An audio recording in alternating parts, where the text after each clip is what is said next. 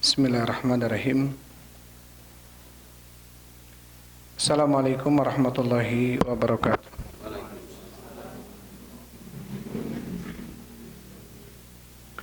Alhamdulillahilladzi arsala rasulahu bil huda wa dinil haq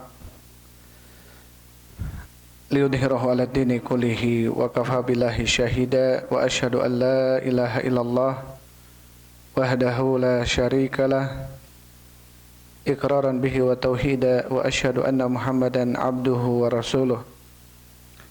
Allahumma shalli wa sallim ala nabiyyina Muhammadin wa ala alihi wa ashabihi ajmain, amma ba'd. Ikhwan wa akhwati fillah, habibakumullah. Hadirin wal hadirat, jamaah salat maghrib yang sama-sama mengharapkan ridha Allah Subhanahu wa taala. Alhamdulillah, segala puji bagi Allah Subhanahu wa taala yang telah memberikan kemudahan kepada kita di dalam melaksanakan sebagian kewajiban kita selaku kaum muslimin muslimat, yaitu salat maghrib secara berjamaah dilanjut dengan talabul ilm. Mudah-mudahan langkah kita langkahkan ke majelis ilmu ini menjadi penyebab dimudahkannya langkah kita menuju surga Allah Subhanahu wa taala. Karena Rasul sallallahu alaihi wasallam beliau bersabda, "Man salaka tariqan yaltamisu fihi ilman sahalallahu lahu bihi tariqan ilal jannah." Barang siapa yang melangkahkan kakinya untuk mencari ilmu agama, maka Allah akan mudahkan baginya langkah menuju surga. Insyaallah kita lanjutkan pembahasan kita di dalam kitab Bahjatil Qulubil Abrar karya Syekh Abdurrahman bin Nasir As-Sa'di rahimahullahu taala. Terakhir kita sampai ke hadis Ats-Tsani wal Ishrun, hadis yang ke-22. Di dalam hadisnya Rasul sallallahu alaihi wasallam bersabda, "Al-ma'u tahurun la yunajjisuhu syai'un." Air itu suci, tidak ada yang bisa membuat air tersebut najis sesuatu apapun. Jadi ini sudah kita bahas ya, menunjukkan tentang bahwasannya asalnya air, baik yang turun dari langit, yang keluar dari bumi, ya, asal hukumnya adalah suci. Asal hukumnya adalah suci. Tentu ketika berubah air tersebut, warnanya, baunya dan rasanya, dan perubahan itu karena najis. Perubahan karena najis, maka air itu menjadi najis. Tapi kalau perubahannya dengan sesuatu yang suci, ya, misalkan airnya menggenang, banyak lumutnya, banyak tanahnya, sehingga airnya tidak jernih, berubah dengan perubahan tanah ataupun lumut, ya, atau apapun itu, maka tetap kondisinya dia air yang suci dan bisa dipakai untuk bersuci. Taib.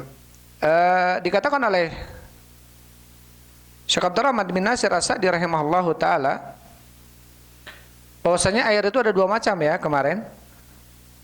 Yang pertama air apa? Air najis. Yang kedua air suci. Ada kemudian pengertian atau pembagian yang membagi air itu menjadi tiga bagian. Air najis, air suci, dan air suci tidak mensucikan. Ya, air suci tidak mensucikan.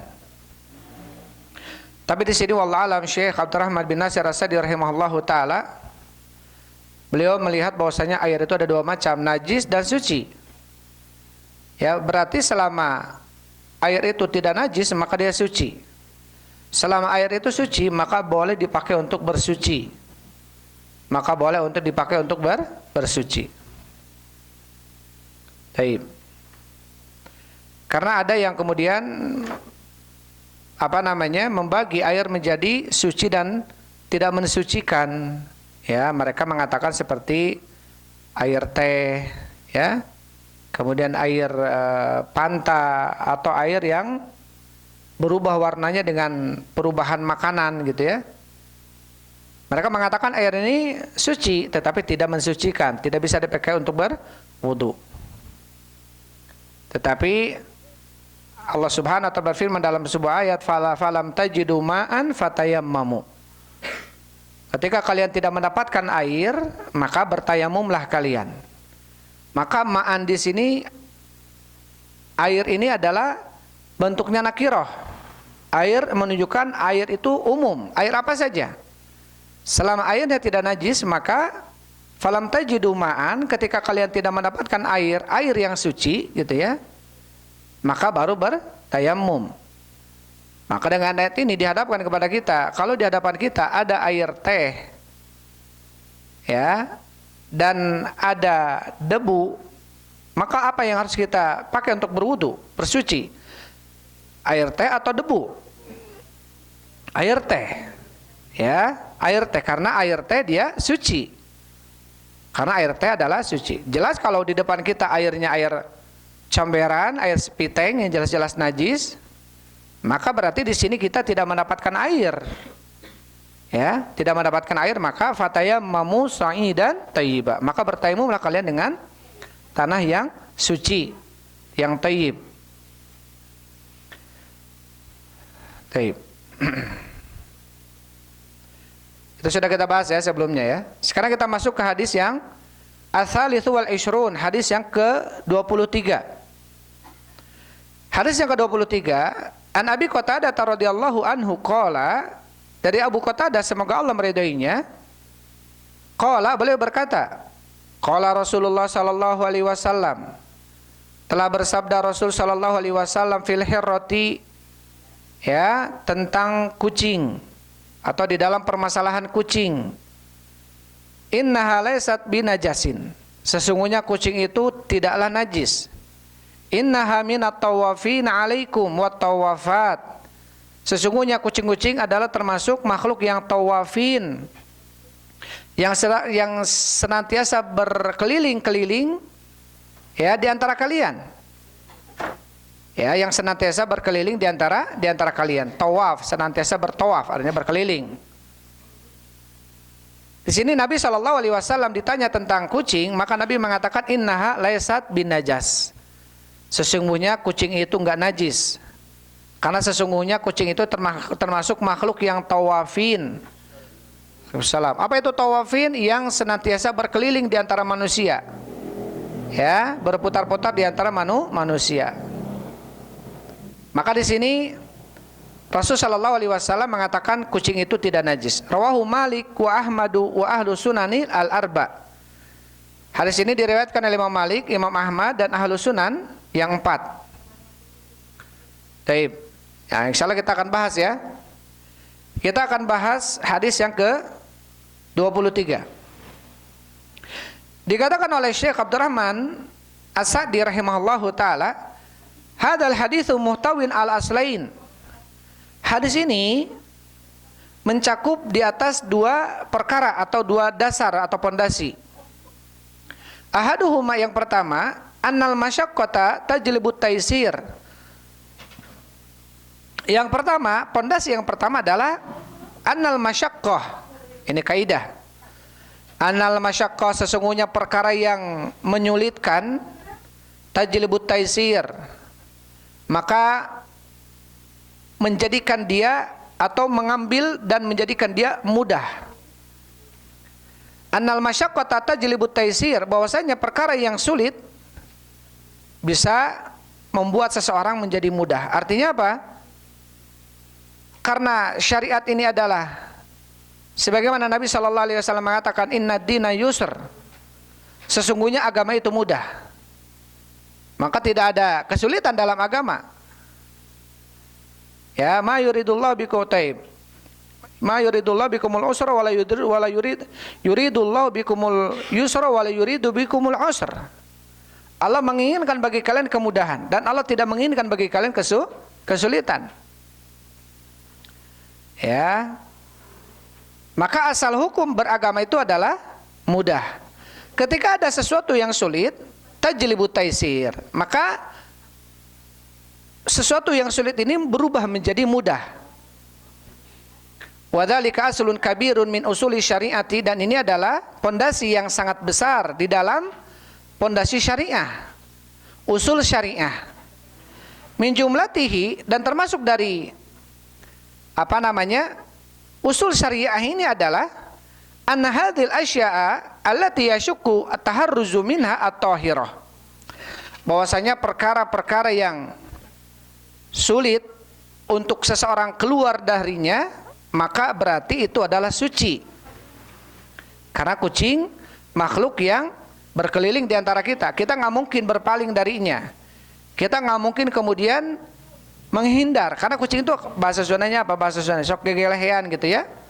Sok nempel gitu. Pinginnya kadang-kadang gitu kucing itu. Ya, kadang-kadang kucing itu kalau kita lagi duduk aja, dia duduk di tempat kita.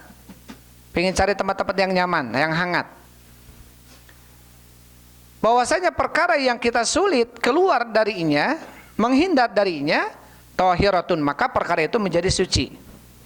La yajibu ghuslu ma basyarat nafyuha au yadaha, atau la yajibu ghuslu ma basyarat bi fiha au yadiha au rijliha.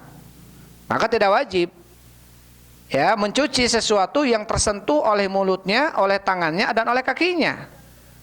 Li'annahu ilalu dzalika, karena itu adalah alasan, ilatnya kenapa Rasul bersabda demikian.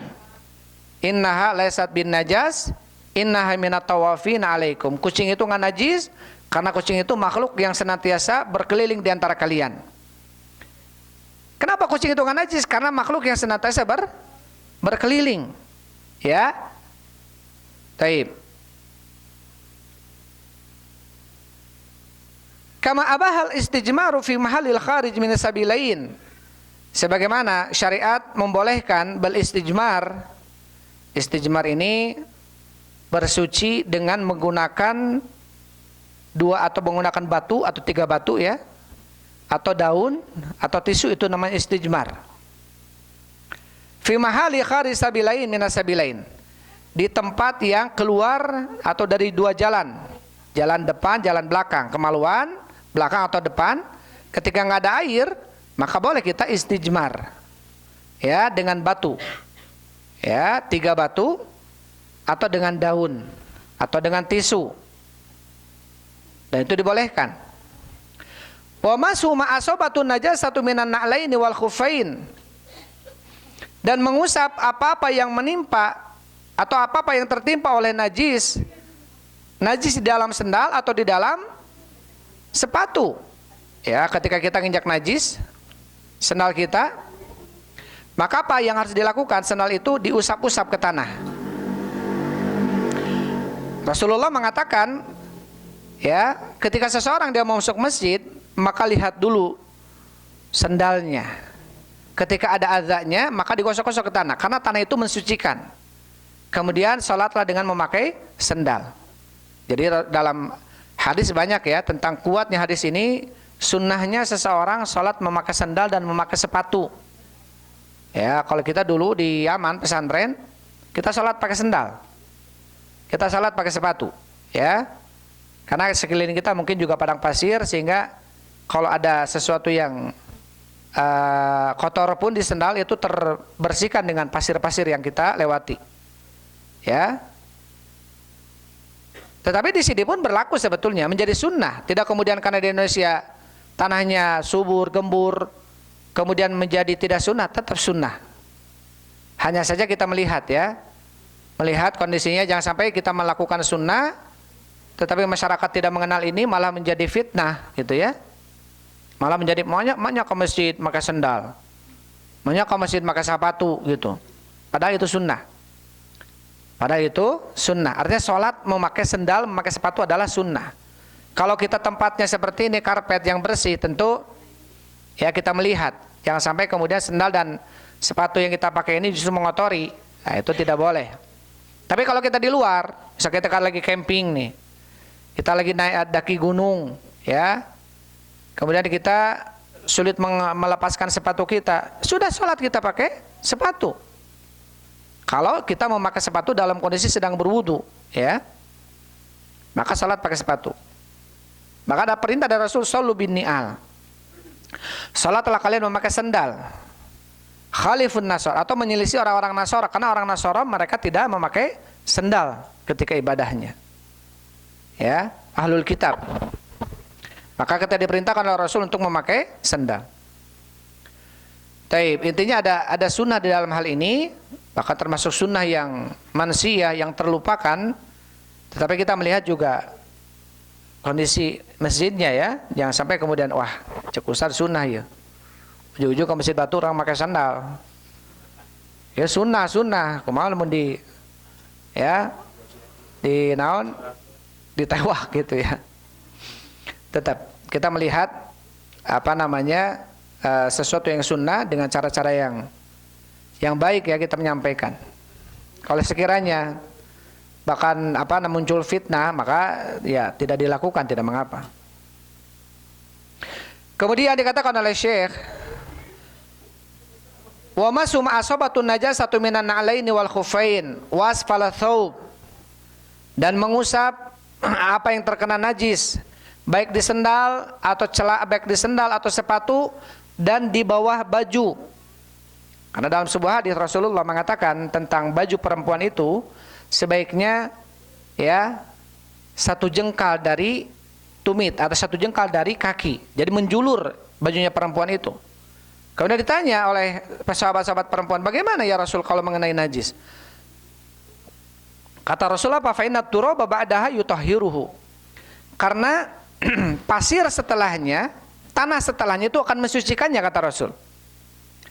Jadi kalau ngapui mak, kumaha ya Rasul kalau ngapui kemudian melewati najis? Kata Rasul, tanah-tanah setelahnya itu akan mensucikannya. Ya, akan mensucikannya. Tetapi kalau kita di tempat yang basahnya becek-becek, kemudian jelas-jelas ya pasirnya sedikit, nggak seperti di Arab ya, banyak pasirnya.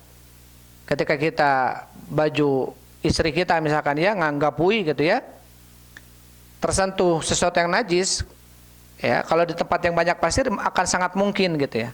Tapi di kita pun tentu jangan khawatir kalau jelas-jelas kita ada najis baru diangkat. Masa akhir jelas ada najis digalai gitu ya, kan enggak. Ya, umahat-umahat yang pakai cadar yang bajunya ngagupai gitu ya, ngerumbai gitu ya. Tetap juga melihat sekiranya ngansa ukur kotor-kotor dikit ya nggak apa-apa. Tapi kalau jelas-jelas najis bungkulekan gitu ya, masa digalai gitu saja. Tapi ini menunjukkan berarti apa? Tetap bahwasanya ketika menyentuh di bawah kain dengan sesuatu yang najis, maka tanah setelahnya bisa mensucikannya. Wa afa an yasiri tini syawarin najas. Dan syariat ini memaafkan ya dari tanah-tanah jalanan karena ada najisnya. Maksudnya sesuatu yang memang misalkan air najiskan sedikit, itu dimaafkan. Itu dimaafkan. Wa bi haddamul baqi fil lahmi wal uruq ba'da adamil masfuh. Dan dihalalkan darah yang tersisa di dalam daging atau di dalam urat-urat gitu ya. Karena jelas damul masfuh. Damul masfuh ini dari darah yang mengalir dari tenggorokan yang jelas mengalir gitu ya. Itu kan enggak boleh, haram. Wadaman masfuhan kata Allah, tidak boleh, haram. Tapi kalau darah-darah dari daging yang masih tersisa, yang nempel ya, ila mahamalat duhuruha awil haya aw mahtalata bi adam, sesuatu yang bercampur gitu ya, yang nempel, maka itu tidak mengapa.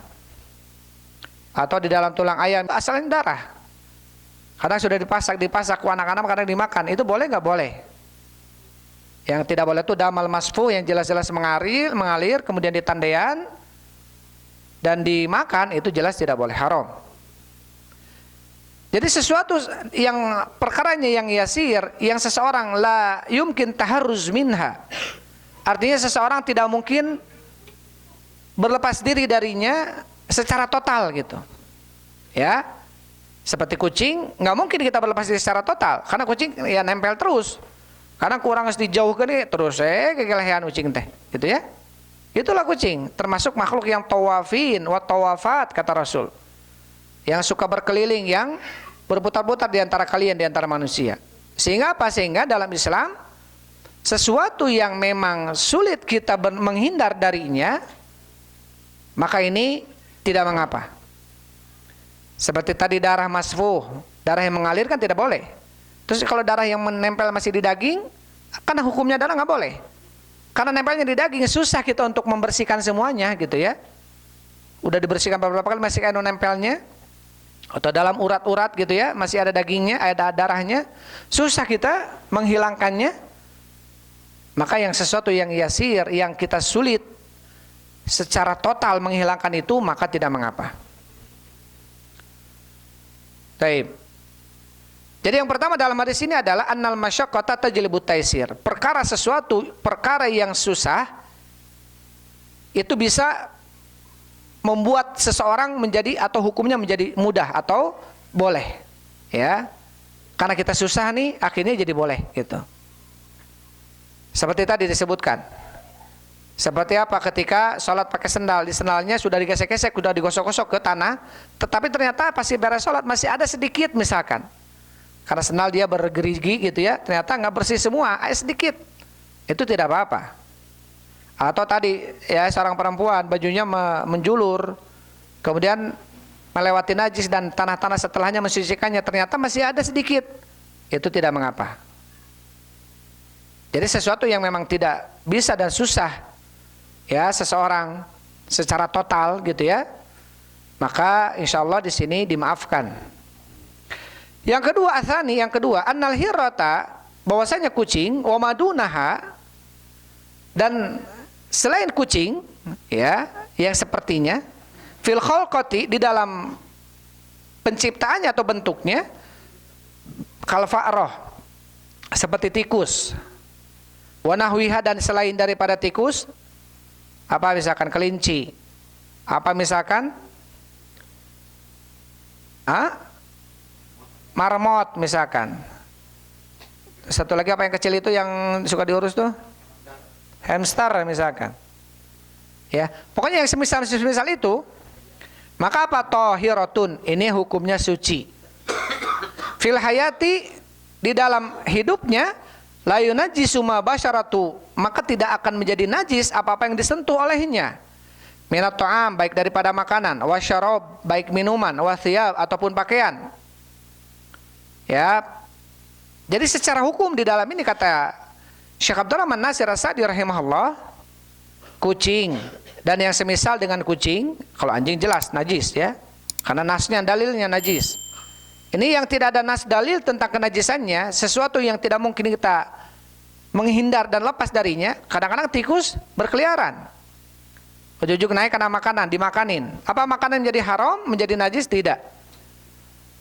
Atau kucing ngaletakan gitu ya, menjilati makanan yang kita miliki atau minuman, apakah menjadi najis? Tidak. Ada gele, ya kalau gele mah gele nggak apa-apa. Tapi kalau najis tidak najis. Ya. Taib. Kalau dia kemudian merasa jijik dengannya, jelas-jelas diletakkan mahnya dimakan gitu ya.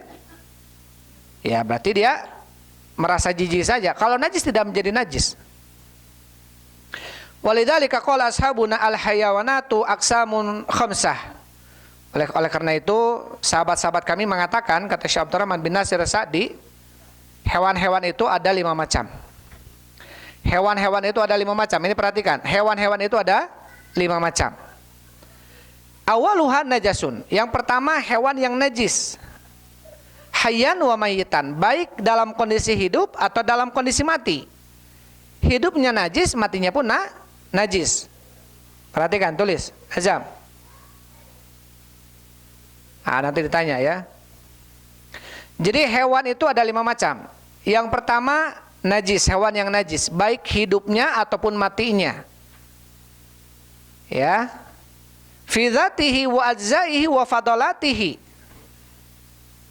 Zatnya, tubuhnya, wa ajzaihi atau bagian-bagian daripada tubuhnya, wa fadalatihi atau sesuatu yang lebih darinya atau yang disentuh olehnya. Fadalat sebagian mengatakan kotoran-kotorannya gitu ya. Fadalat. Apa itu? Wadzalika kal kilab. Dan itu adalah seperti seekor anjing. Wasiba kulluha. binatang buas seluruhnya. Apa saja binatang buas? Ya, harimau, serigala, maung, ya. Pokoknya yang buas-buas. Ya, buaya nanti. Ya, buaya itu suci ya. Dia bukan siba. Dia bukan binatang buas dia. Dia masuk ke reptil ya. Beruang buas? Baik. Wal khinzir wa nahwiha, dan babi dan selain daripada babi. Maka mereka yang disebutkan tadi adalah hewan-hewan yang hidupnya najis, matinya pun najis, kotorannya pun najis. Kotorannya pun najis. Nah, itu nanti siba ya, nanti masuk ke kategori siba apa saja, binatang buas itu apa saja. Nanti mungkin perselisihan ya. Maksud, tuh kan jadi nanya perselisihan cara kumaha cara gitu. Caranya lamun diurus mati kecil, tapi semua juga kalau diurus kecil menjadi bager ya. Taib.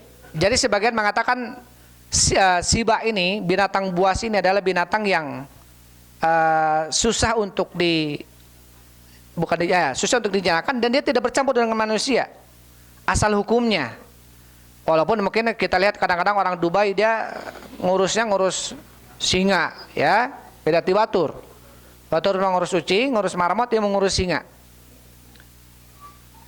Karena memang jinak, tapi karena dari kecil dia makanya jadi jinak. Tapi secara asal hukum singa ini binatang buas yang nggak bisa diurus gitu, yang nggak bisa dijinakan.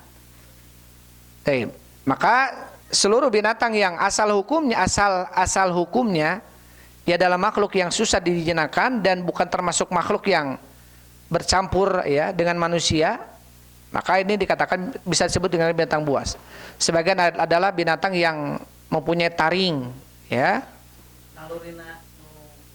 Nalurinya buas. Nalurinya buas.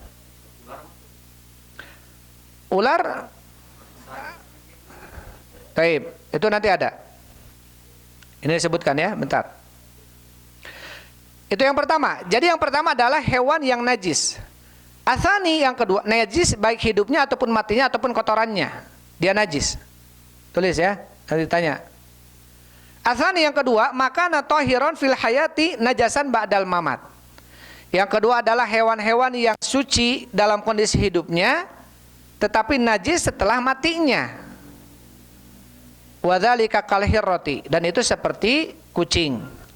Wa maduna fil khalqati, dan selain daripada kucing di dalam bentuk ciptaannya, khalqahnya, makhluknya, ya kucing, tikus gitu ya.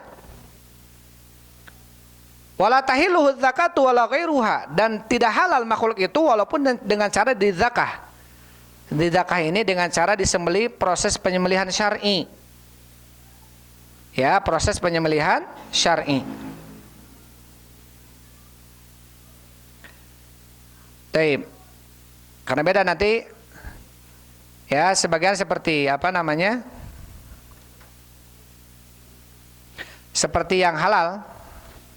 Seperti yang kambing, tapi matinya bukan mati secara dizakah, ini diproses sembelih tapi dengan bismillah. Dia matinya disembelih tanpa bismillah, itu udah bangkai itu namanya. Nah, sebagian mengatakan bahwasanya bangkainya ini jadi najis. Kecuali ila ba'da madzubigho, kata Rasul, kecuali setelah disamak. Ya, kalau setelah disamak, dihilangkan kotorannya, dijemur ya dengan cara-caranya sehingga hilang kotorannya, maka menjadi suci. Ini yang kedua dulu ya. Jadi yang kedua adalah hewan-hewan yang dalam kondisi hidup dia suci tetapi setelah mati dia jadi najis. Asalisu yang ketiga, makana tahiran fil hayati wa ba'dal mamat. Yang ketiga adalah hewan yang dia suci dalam keadaan hidup atau dalam keadaan mati. Walakinnahu la yahillu aklu, akan tetapi dia tidak halal untuk dimakan. Apa saja? Kal hasyaratil lati lada malaha sailun. Kal hasyarat seperti apa? Seperti hasyarat. Ya, hasyarat ini apa? Serangga-serangga allati lada malaha, yang tidak mempunyai darah, sailun yang mengalir. Karena serangga itu darahnya tidak mengalir, ya. Maka dia suci dalam kondisi hidupnya, dalam kondisi mati pun dia suci. Taib. Siraru gitu ya. Ar-rabi'u yang keempat, makana thahirun fil hayati wa ba'da zakah. Yang keempat adalah hewan-hewan yang suci dalam kondisi hidupnya dan suci ketika di zakah. Zakah ini disembelih dengan proses sesembelihan syar'i. Dengan mengucapkan bismillah, putus dua hulkumnya, wajdainnya, tenggorokannya, ada tenggorokan, ada hulkumnya, ada wajdain. Maka harus putus tiga-tiganya. Kalau satunya putus, ini dua enggak, dia nggak sah penyembelihannya. Walaupun dengan bismillah. Nadinya, ya, wajdain, dua nadi. Ada dua hulkum yang udara untuk bernapas itu.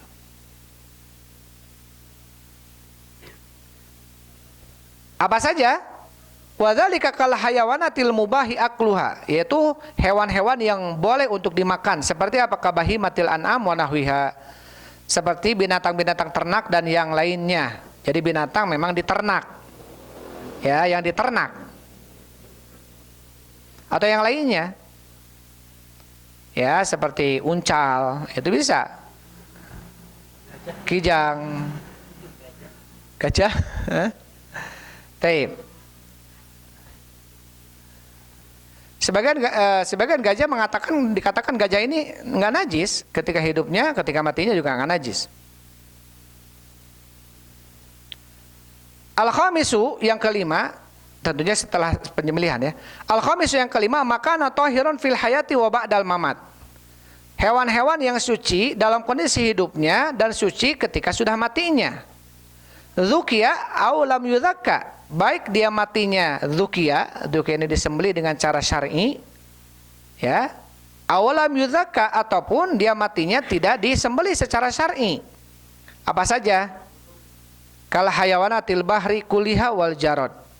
Yaitu seperti hewan-hewan laut semuanya. Dan juga seperti apa? Belalang. Ya, seperti juga belalang. Jadi kalau kita lihat belalang mati, boleh kita makan itu. Atau hewan laut, misalkan lauk udah mati gitu ya, ada di atas air, sebelum bangkainya bau gitu ya, boleh kita makan. Pokoknya seluruh yang ada dalam air itu apa? Halal. Kecuali apa? Yang beracun, ya? Atau kecuali apa?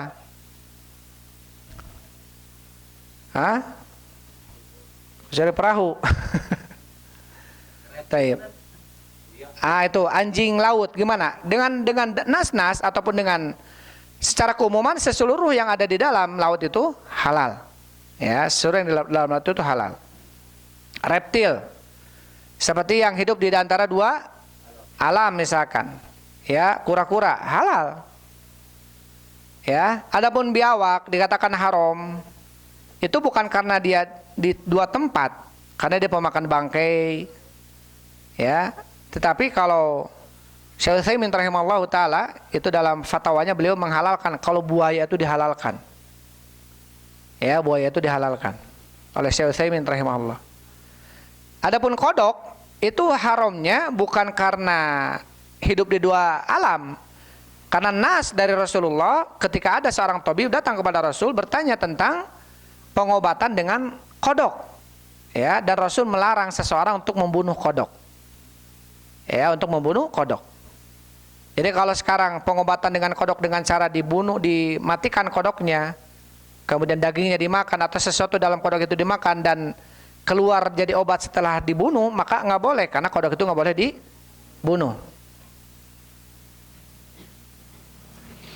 Nah, jadi kodok itu haramnya bukan karena dia hidup di antara dua alam, ya, tetapi dia termasuk hewan yang tidak boleh dibunuh. Lebah tidak boleh dibunuh, semut tidak boleh dibunuh, ya. Bakalannya itu sebagian apakah sudah jadi lebah atau belum gitu. Kalau lebah bakalannya telur. Taib. Kalau cicak harus dibunuh ya. Kalau cicak harus dibunuh. Kata Rasul sallallahu alaihi wasallam, khamsun minal fawasik yuqtalna fil hilli war haram. 5 hewan yang fasik kata Rasul dibunuh baik di tanah halal ataupun di tanah haram. Di tanah haram saja boleh dibunuh makhluk-makhluk itu, apalagi di tanah halal gitu. Yang pertama adalah al-hayyatu. Ya. Ular, kalbun akur, anjing gila. Kemudian akrob, kalajengking. Kemudian walfa'ar ya, tikus. Dan yang kelimanya adalah hada'ah. Hada ini adalah burung pencuri. Hada ini adalah burung pencuri. Kita mungkin di sini nggak kebayang burung pencuri. Kok ada burung pencuri? Di sana tuh ada burung bisa ngangkat bayi gitu. Burung bisa ngangkat kambing. Ya, hada'ah. Kambing aja bisa diangkat sama burung itu.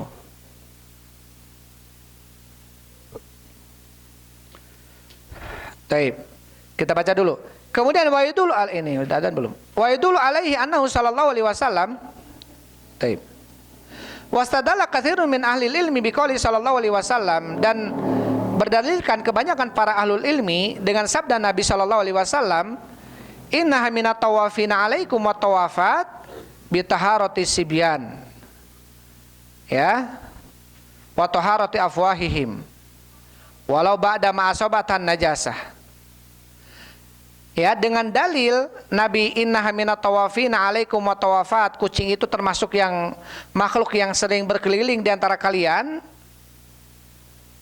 Ini menunjukkan tentang apa? Tentang sucinya yang disentuh oleh kucing baik dengan mulutnya, walaupun mulutnya sudah kena najis. Misalkan mulutnya jilat najis si kucing, terus jilat lagi makanan yang lain. Nah, ini nggak najis gitu. Wa kadzalika taharatu rikil himari wal bighal wa araqihi wa sya'rihi. Dan juga sucinya keringatnya keledai dan juga bighal. Dan juga rambut keledai. Keledai itu haram. Keledai itu haram kecuali himar wahsy. Sesuatu yang susah itu tajlibut taisir, ya, merubah menjadi sesuatu yang mudah dalam Islam itu. Kita misalkan sholat berdiri susah, maka jadi duduk yang lebih mudah. Duduk pun nggak bisa, maka terlentang tapi tetap sholat. Intinya apa? Ambil sesuatu yang mudah. Ambil sesuatu yang mudah. Tidak boleh bahkan kita memaksakan, kita padahal nggak bisa berdiri nih, tapi dipaksakan berdiri. Nah itu bahkan bisa haram, nggak boleh memaksakan diri. Apalagi jatuh kepada sesuatu yang membuat dirinya sakit gitu ya. Ini nggak boleh. Madarat. Wa yadullu alaihi annahu sallallahu alaihi wasallam kana yarkabuha wa huwa ashabuhu, dan menunjukkan hal itu bahwasanya Nabi menunggangi keledai. Para sahabatnya juga sama menunggangi keledai. Walam yakunu yatawaqqauna minha, dan mereka tidaklah terbukti berhati-hati dari air liurnya, keringatnya dan rambutnya. Ya, hadza huwa shawab, dan ini yang benar. Wa maqauluhu sallallahu alaihi wasallam fi luhumil humur yaum Khaibar. Adapun sabda Nabi sallallahu alaihi wasallam tentang daging keledai pada hari Khaibar, perang Khaibar, innaha rijsun, kata Rasul, daging keledai itu adalah rijsun, najis. Ailahmu harijsun najasun haramun akluhu. Maksudnya apa? Daging keledai itu kotor dan najis dan haram dimakan. Wa marikuha wa arakuha wa sya'ruha. Adapun air liurnya, keringatnya, rambutnya, falam yunha anhu. Nabi tidak melarang tentang hal itu. Walam yatawaqqahu sallallahu alaihi wasallam. Bahkan Nabi tidak menghindar dari hal itu. Wa amal kilab, adapun anjing, seekor anjing. Fa innahu sallallahu alaihi wasallam amara bi ghuslin ma walagat fihi sab'a marrat ihdahunna bit turab. Adapun seekor anjing, Nabi sallallahu alaihi wasallam telah memerintahkan ya untuk mencuci sesuatu yang dijilat oleh anjing itu 7 kali, dan salah satu dari pencuciannya yang pertamanya adalah dengan tanah. Ya, kenapa dengan tanah? Sebagian ulama mengatakan bahwasanya tidak ada termasuk tanah yang bisa mematikan zat-zat yang ada dalam liur anjing. Ya, dan ini menunjukkan tentang najisnya najis mughaladhah, ya, najis yang besar. Taib. Itu satu hadis yang kita baca ya untuk malam ini. Masih ada 5 menit lagi ya. 3 menit lagi. Sebelum ditutup, maka kalau ada yang ditanyakan silakan ya. Wallahu a'lam bishawab.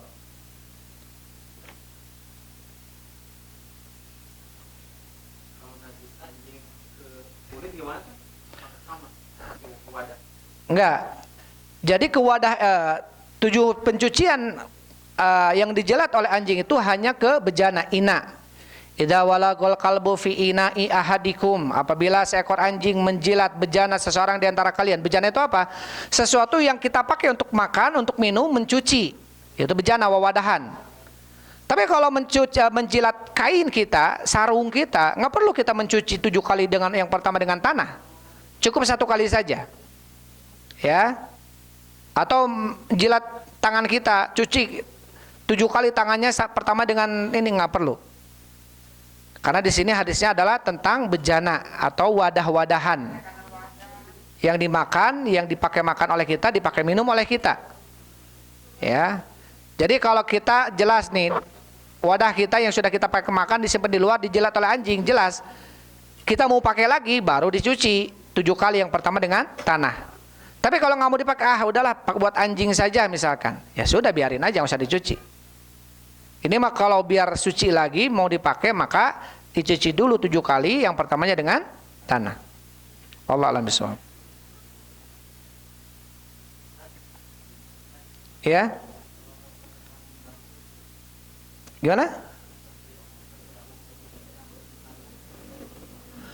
Yang mengganggu seperti semut, ya, kalau memang jelas mengganggu, asal hukumnya tidak boleh itu dibunuh. Asal hukumnya tidak boleh dibunuh. Tapi kalau kemudian mengganggu, ya sebetulnya kita usir. Ya, kalaupun memang susah kembali lagi, sebagian mengatakan dibolehkan. Ya, sebagian mengatakan dibolehkan.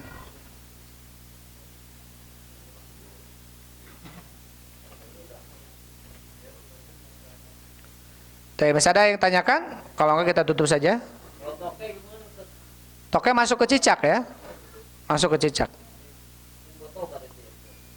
Iya. Tentunya sesuatu yang dibunuh itu maka dia asal hukumnya haram karena diperintahkan untuk dibunuh. Berarti tidak boleh dimakan.